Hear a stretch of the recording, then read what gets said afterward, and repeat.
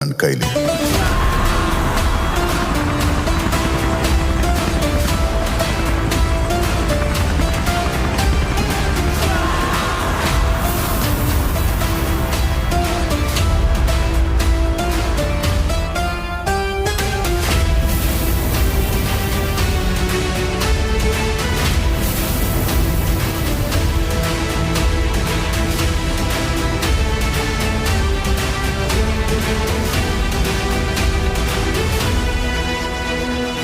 ಅವನನ್ನ KGF ಕಳಿಸಿದ್ದು ಗರುಡನ್ನು ಹೊಡೆಯೋದಕ್ಕೆ, ಆದ್ರೆ ಅವನು ಹೋಗಿದ್ದು KGF ನ ಆಳೋದಕ್ಕೆ. ಅದಕ್ಕೆ ಮೊದಲು ಗರುಡನ್ನು ಹೊಡಿಬೇಕಿತ್ತು, ಗಾರ್ಡ್ಸ್ ಇಂದ ತಪ್ಪಿಸ್ಕೋಬೇಕಿತ್ತು, ಎಲ್ಲಕ್ಕಿಂತ ಮುಖ್ಯವಾಗಿ ಜನರನ್ನು ಅವನ ಕಡೆ ಸೆಳಿಬೇಕಿತ್ತು.